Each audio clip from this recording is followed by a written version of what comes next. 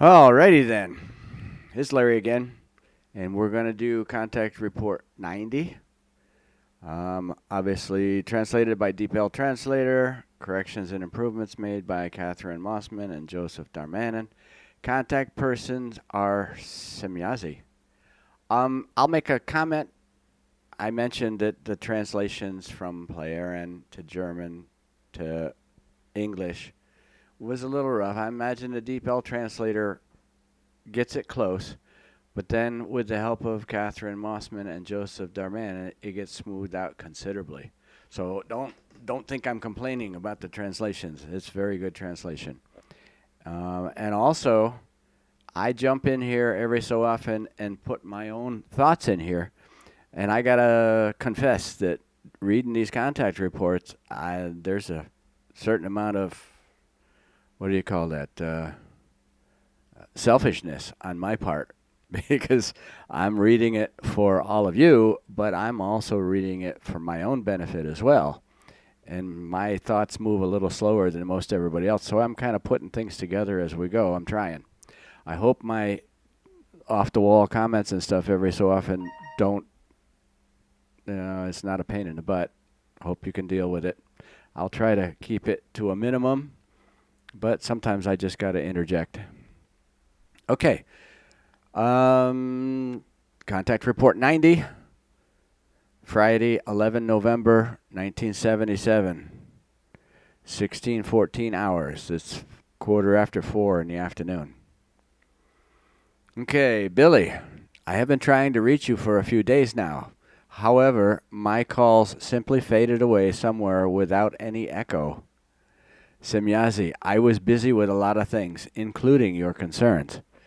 I am so busy for the time being that I probably will not find the time to devote myself to the letters of the group members, although I promise that.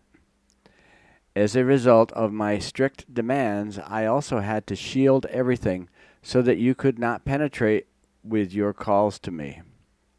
So today, I am only here to give you some instructions in relation to some group members concerning the stay in the center, capital C, because this is also one of my duties. As far as the first procedures are concerned, it can be explained that, with one exception, everyone has made a good effort, although many of them have revealed some concerns in various forms which they have been able to resolve themselves and in a very short time. Two others had some difficulties, but these will subside in the course of time, after which there will be no need to discuss them further. So, yeah, we're just getting used to meditating in the Sohar Center. One of the group members is burdened with physical, organic, and psychological imbalances, which makes progress a little more difficult and is why the total time has to be increased by 48 minutes. This is the case with Renato. In the second case, the total time should be increased by 80 minutes for Claire.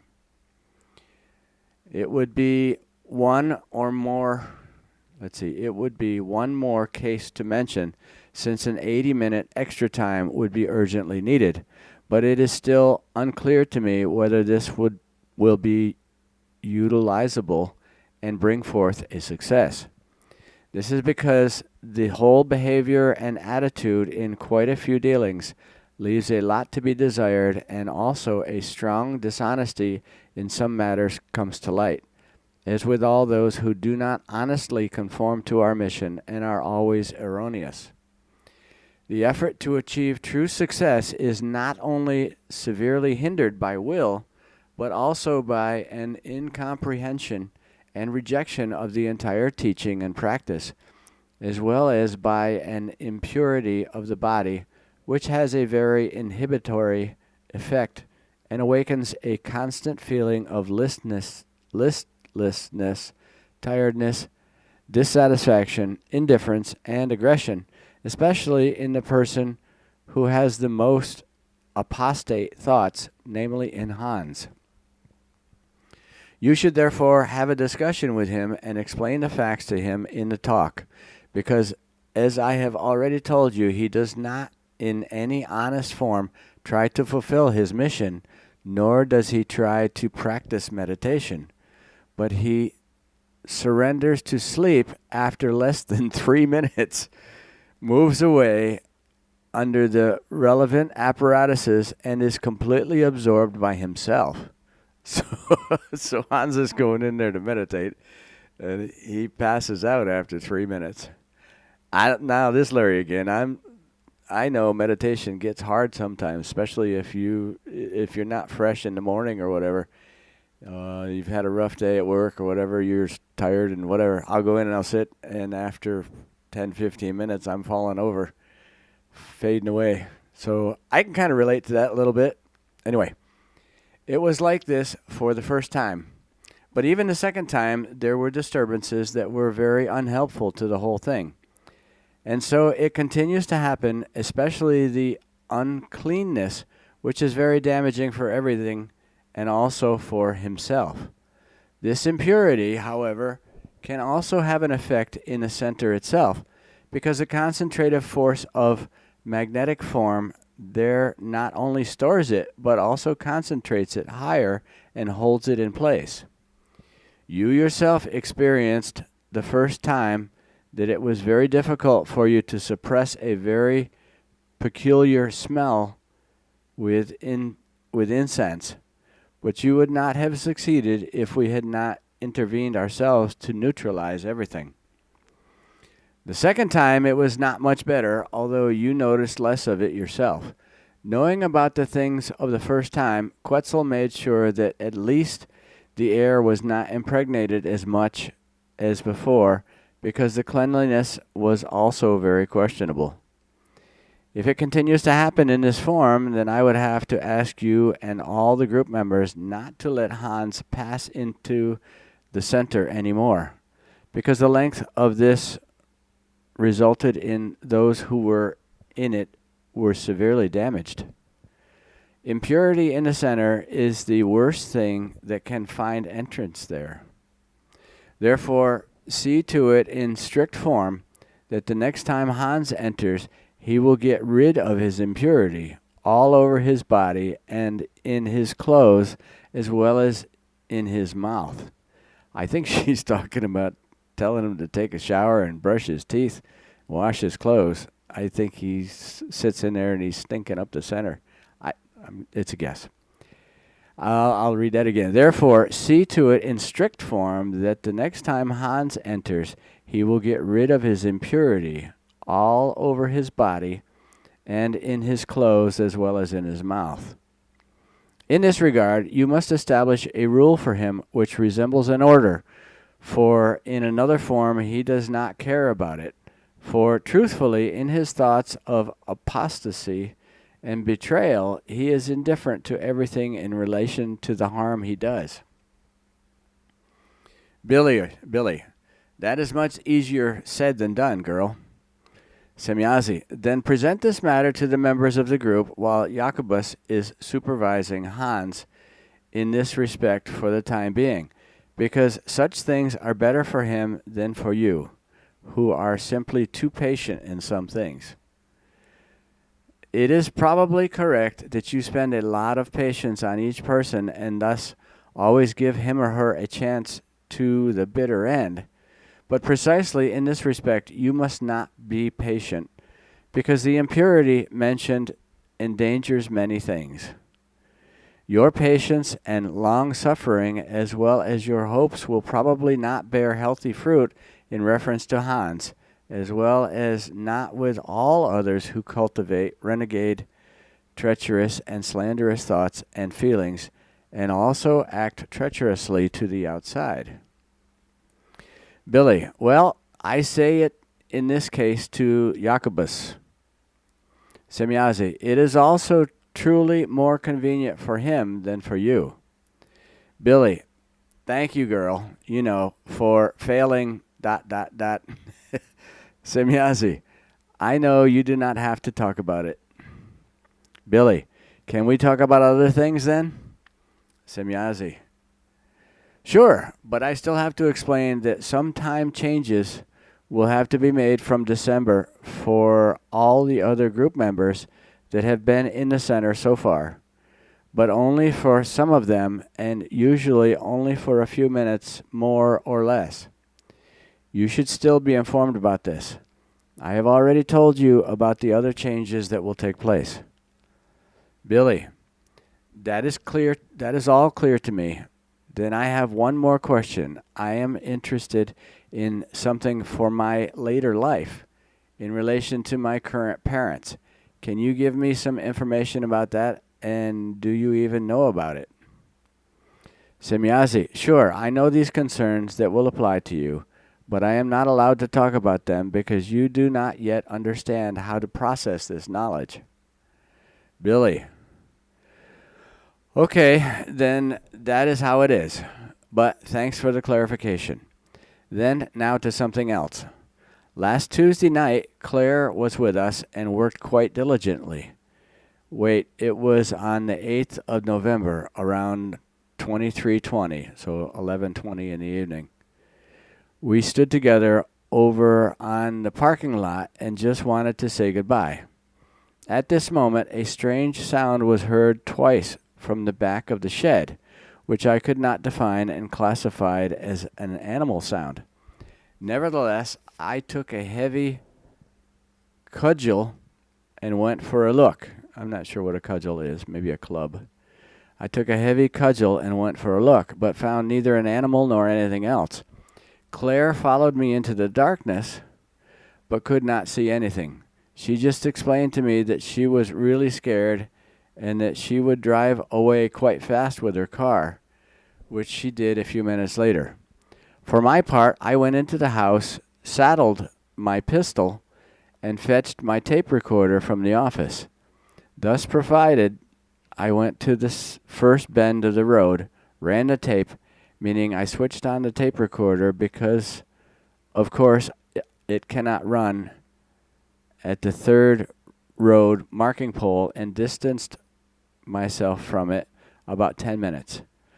So, where I then sat down in the prevailing Egyptian darkness on the roadside. So up until the third turn in the road, he can't use his tape recorder because I'm thinking it's because of the telemeter device that's above the center. I think there's some kind of radiation that messes up his tape recorder.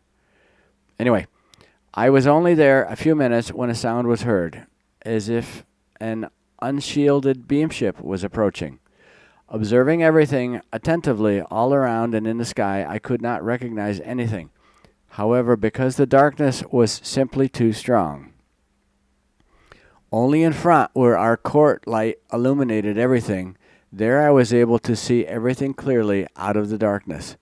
And as I looked over to the pole with the tape recorder switched on again after some time and then looked down into the meadow, suddenly, and as if out of nowhere, a figure stood there, exactly on the strip between light and darkness, where on the one hand the light was sharply separated from the court lamp, and on the other hand the darkness.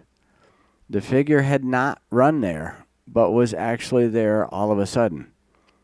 Quietly I stood up and scurried quietly across the street and over to the pole with the tape recorder, where I fully recognized the figure and saw that I had not been mistaken at the roadside over there, where the head of the figure had appeared to me like a grimace. Now I clearly saw that the Wesson had a human body, and if I was not mistaken, it had to be a female body.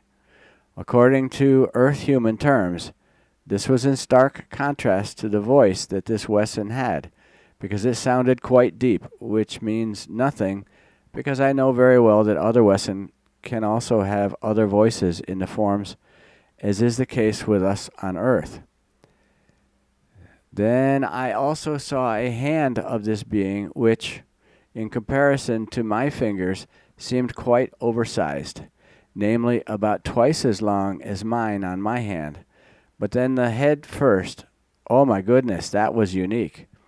I was not terrified because I had already seen some badly mutilated human faces, but I was somehow fascinated by the sight, which is why I really looked at it first before I reached for my cannon, tore it out of the holster, tightened the handle, and wanted to unlock it, which was, unfortunately, a mistake of mine, because when I raised the cannon, the strange Wesson disappeared just as suddenly and without a trace as it had come.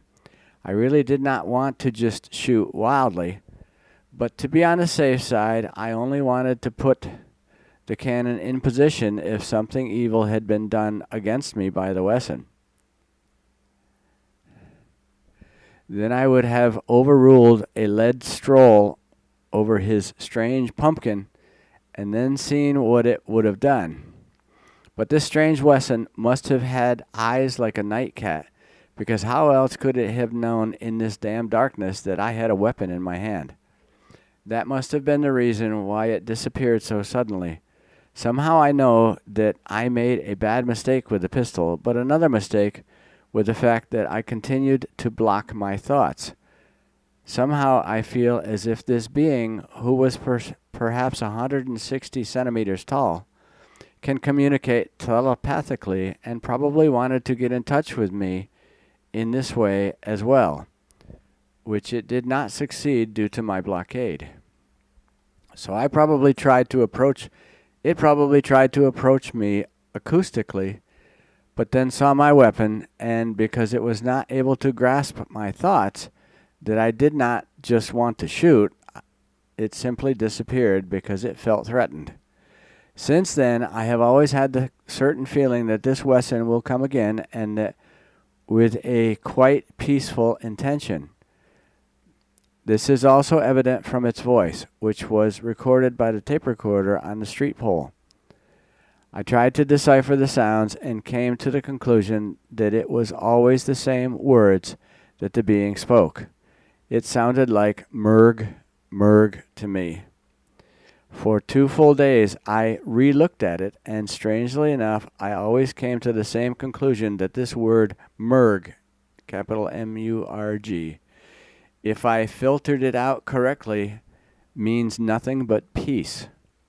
Since then, it always sounds to me as if this being had asked me if I was also peaceable with him or her.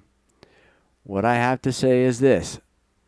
The head of the being had the shape of a human head, but the appearance was quite monster-like, namely a cross between a fish and a frog, with a quite big mouth and a kind of herringbone over the skull, which was as shiny as everything else of this head, which I would like to call somehow beautiful, because even if it looked monster-like in the twilight, it was very well formed and very natural.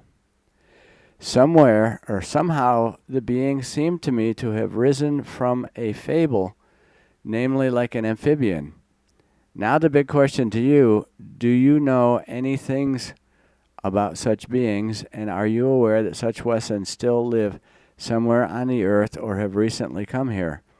Is anything known to you that this being was here on Tuesday? Semjase, ... Billy, girl, ... hello, ... Semjase, sorry, no, I do not know anything about such Wesson being here, really not. I know these kinds of beings, they are human life forms that used to live in water and on land, amphibians, as you rightly say, but I do not know that such life forms that live very, very far away from this system are supposed to be here. Were you really not deceived? Billy, it might be possible, but the tape proves something else. Just listen once, ... Semjase, you are right. Billy, what do you say now? Semjase, you have not succumbed to deception, and I am somehow familiar with the very cumbersome language of the being. But I am not quite sure, so I want to talk to Quetzal and some others about it first and give my attention to the matter. If I can take the tape recorder with me, I will go back to the station and call Father if necessary, because he knows some of these cumbersome languages that amphibians speak when they cannot communicate telepathically. because telepathy is their actual means of communication. Billy, of course you can take the tape recorder and the tape with you. Semjase, then I go now. Goodbye. Billy, when are you coming back? Semjase, in a few hours, because by then we will have settled everything. Billy, well then, goodbye for the meantime, and dear greetings to everyone. And then it's now it's 19:28 hours, so almost 7:30 in the evening. Billy, man, girl, you are back very fast. That only took 1.5 hours. Did you find anything out? Semjase, sure, and it should be very interesting for you. First, I got in touch with Father and gave him your explanations as well as the sounds you recorded with your sound device. Father knew immediately because the sounds originate from a guttural language known to him of a human life form race equally known to him, which is at home in the area of a system on a planet known to you as Deneb, D-E-N-E-B, at a distance of about 2,000 light years from the Sol system. Father was amazed at your precise indication of the sounds of the being you observed, but also at the precise description of your observation. The sounds Claire and you heard are very awkward because they are very crude to these Cygners, C-Y-G-N-E-R-S, as they are called. Normally, they communicate only telepathically because their guttural language is very difficult for them, which they only use for communication when they have to communicate with other forms of life that are not capable of telepathy. The sounds you defined as merg correspond to this word, and Father was really astonished about it because he explained that it was extremely difficult to define these guttural sounds in syllable form, which you apparently succeeded in doing without much effort. Normally, he explained, studies and comparisons of apparatuses, etc., would also be necessary on Earth in order to analyze such sounds and bring them into their syllabic values. What further astonished Father was that you also correctly analyzed the meaning and concept of the word, because merg actually means peace, according to which it is really easy to judge that you apparently also met the correctness with it, which says that the lesson observed by you came in a peaceful intention. But why it came is still a mystery to us. Yeah, 2,000 light years away is where they come from. Okay. Neither Quetzal nor anyone else knew that any flying ship unknown to us had flown into earthly space, because despite all our monitoring possibilities, we cannot monitor and determine everything.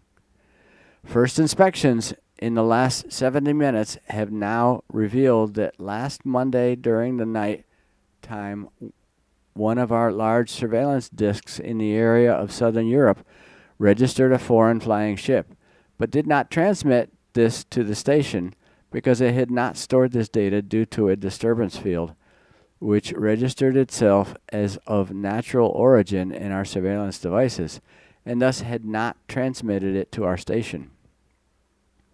Checking this disk now revealed that its equipment had not been shut down for seconds by a natural Earth interference field in any wise, but that an artificial interference field from some flying apparatus had caused this brief damage controlled by some intelligence. So this being that come from 2,000 light years away appeared to have, he knew the telemeter disk was there and shut it down for a few seconds while he snuck by, or she.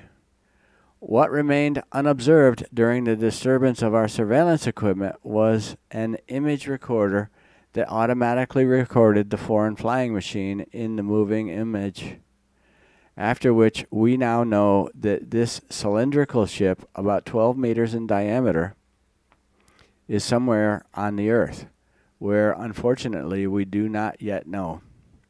Apparently, it is equipped with some kind of protective shield which made our analyzers ineffective, and we could not determine the location.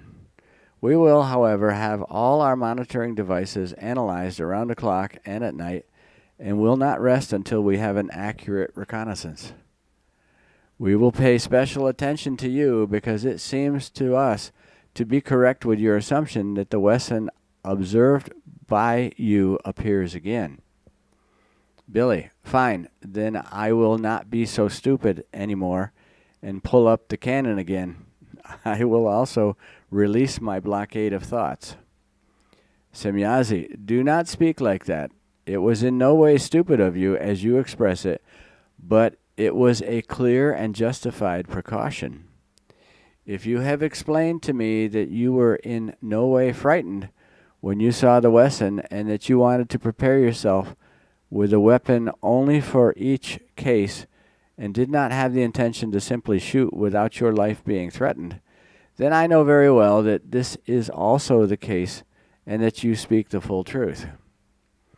Your manner of thinking and acting in relation to the endangerment, injury, or killing of a life form, of any life form, is so well known to me that your words, that you only wanted to be careful and not shoot wildly at it and did not feel any fear, but only a certain fascination, that these very explanations of yours are synonymous with me as the relevant law of the creation.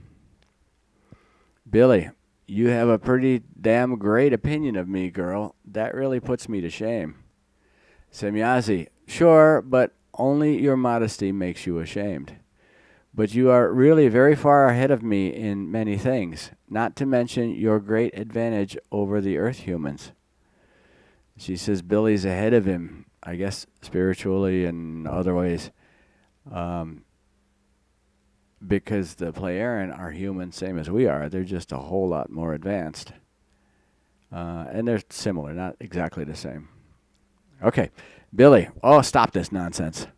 Semjase, you yourself know very well that in many consciousness-based matters, you surpass all human beings on the earth by far, and that you are also something special in the face of your modesty, when I think only once of your knowledge of the creational and spiritual teaching, as well as of your powers of consciousness, which you are able to apply.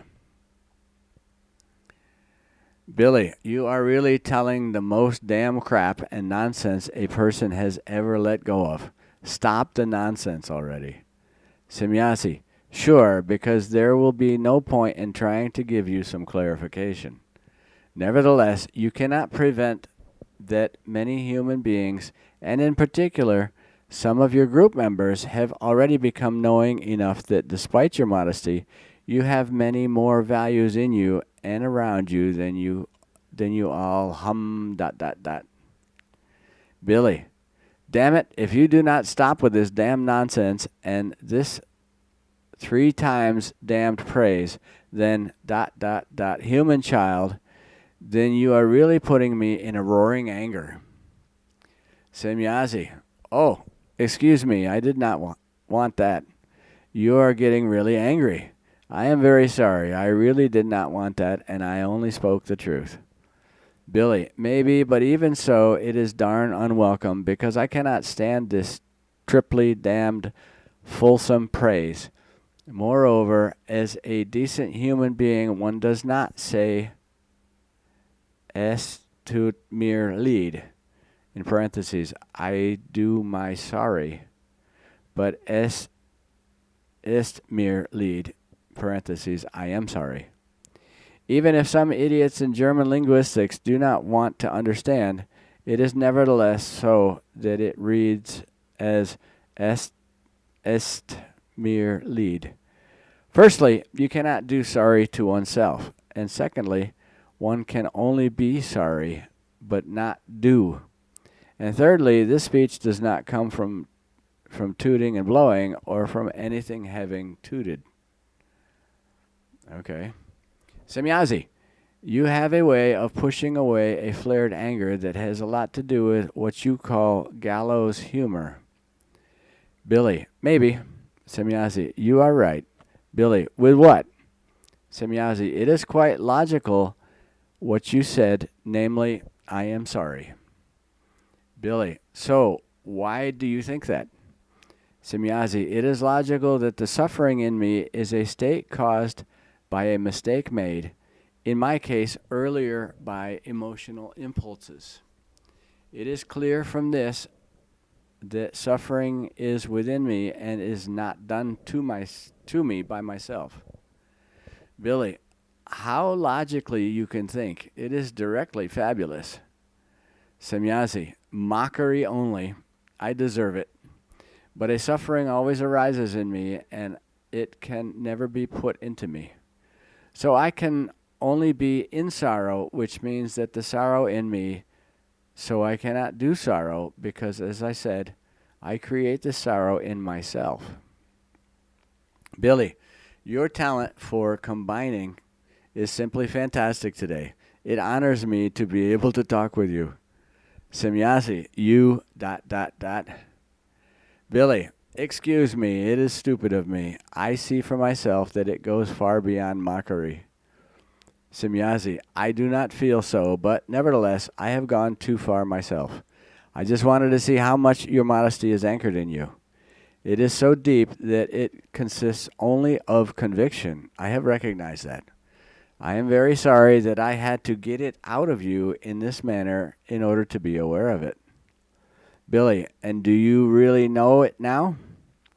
Semjase, yes, and it is so profound that I was scared. So please, excuse me.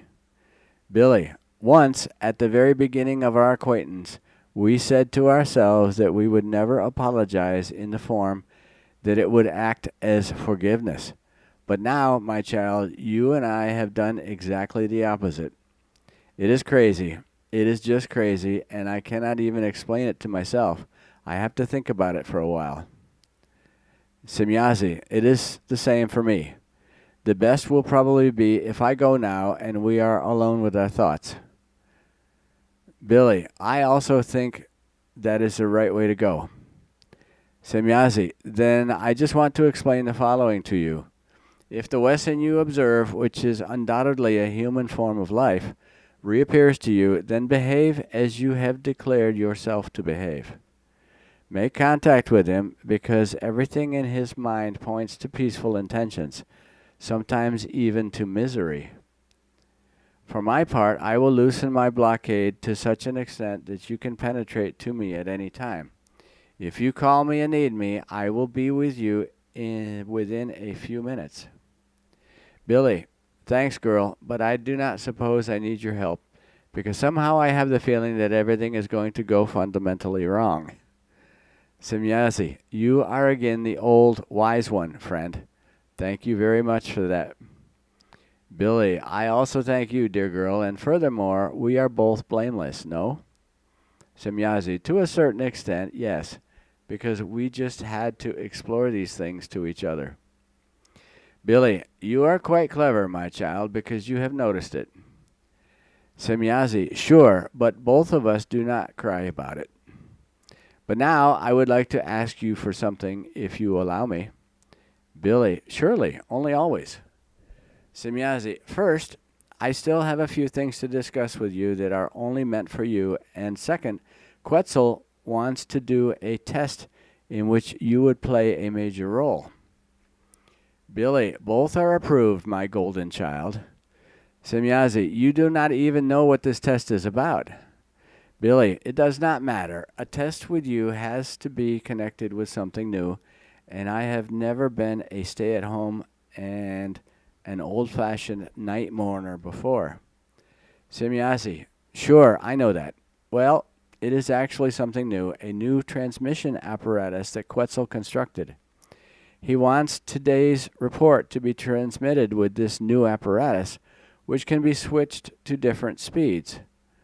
Our 2-hour conversation, if everything is correct, would be transmitted within only about 30 minutes, whereby you would write as fast and implement all picture forms in as short a time as only a computer device can work. This new apparatus would surpass the old one by far. Billy, of course I agree. Semjase, then I should thank you in the name of Quetzal and his collaborating friends. Billy, it goes without saying that I will participate. Semjase, I would rather not answer any question now. Billy, you should not either. Better get up into your ship now. Semjase, I wanted to discuss some things with you. Billy, oh yes, you see, I have again already forgotten about that. What is on your heart? Semjase, these are matters that should not be reported. However, I would like to send greetings to all the honest members of your group, as well as to the guilty ones, and to thank them very much. Many think of me very often, and often it saddens me that I cannot get into deeper contact with them. And that's the end of Contact Report 90. Um, these things are taking some time. Anyway, this one Billy was talking about a Wesson. He said it looked like a female amphibian, but Semjase mentioned it was a male form. Seemed like so. We'll probably find out a little bit more in the next contact, more about it. Anyway, that's it for number 90, and we'll see you again on 91. Thanks. Bye.